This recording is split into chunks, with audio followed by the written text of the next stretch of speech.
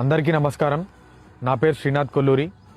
LB Nagar constituency Congress party in charge Madhu Yaskhi గౌడన్న గారు మన ఎల్బీనగర్కి చేస్తున్న అభివృద్ధిని చూడలేక, తట్టుకోలేక, ఓర్వలేక, ఎదుర్కొనే దమ్ము ధైర్యం లేక ఇక్కడున్న టీఆర్ఎస్ ఎమ్మెల్యే సుధీర్ రెడ్డి నియోజకవర్గంలో ఉన్న లోకల్ టీఆర్ఎస్ నాయకులతోటి విమర్శలు చేపిస్తుండు.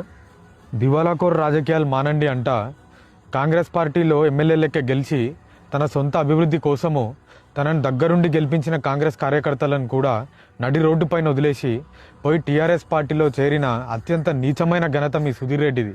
వీటిని అంటారా భయ్ లుచ్చా రాజకీయాలు, దివాలా రాజకీయాలు అని చెప్పి వీటిని అంటారు. మధుయాస్కి గౌడన్న గారి నిజామాబాద్ రాజకీయం మీద కూడా కామెంట్ చేయడం జరిగింది. అరే టీఆర్ఎస్ తమ్ముళ్ళు అప్పటి ఉమ్మడి ఆంధ్రప్రదేశ్ కాంగ్రెస్ ప్రభుత్వంలో నిజామాబాద్ నుంచి ఎంపీ లెక్క గెలిచి తెలంగాణ నినాదాన్ని ఢిల్లీ దాకా తీసుకుపోయి తెలంగాణ రాష్ట్రాన్ని సాధించుకొని తీసుకొచ్చిన ఘనత మన మధుయాస్కి గౌడన్న గారిది. అంతటి మహానేత, అంతటి గొప్ప నేత మన కాన్స్టిట్యుయెన్సీ ఇన్ఛార్జ్ లెక్క ఉండు అనేది మనం ఏదో జన్మలో చేసుకున్న అదృష్టము.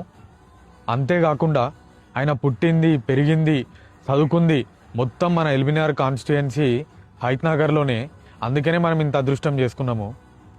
మీ సుధీర్ రెడ్డి, మీ టీఆర్ఎస్ నాయకులు తెలుసుకోవాల్సింది ఏంటంటే తెలంగాణ రాష్ట్రాన్నే తెచ్చిండు. ఆయన తెలంగాణ రాష్ట్రంలో ఎక్కడ పోటీ చేస్తా అన్నా ఆపే దమ్ము ధైర్యం ఎవ్వరికీ లేదు. మీ టీఆర్ఎస్ నాయకులు ఒకటి తెలుసుకోండి, రామాయణంలో సీతనెత్తుకపోయిన రావణాసురుడు గెలిచినా అని చెప్పి సంబరాలు చేసుకున్నాడు. కానీ లాస్ట్కి ఏమైంది? శ్రీరాముడే గెలిచిండు, ధర్మం గెలిచింది. అట్లనే ఇప్పుడు వచ్చే ఎలక్షన్లలో కూడా మన శ్రీరాముడు మధుయాస్కి గౌడన్న గారు గెలుస్తుండ్రు, ధర్మమే గెలుస్తుంది. టీఆర్ఎస్ తమ్ముళ్ళు మీ సుధీర్ రెడ్డికి చెప్పుండ్రి, ఎల్బీనగర్ గడ్డ మధుయాస్కి అన్న అడ్డ. జై మధుయాస్కి గౌడన్న గారు, జై కాంగ్రెస్.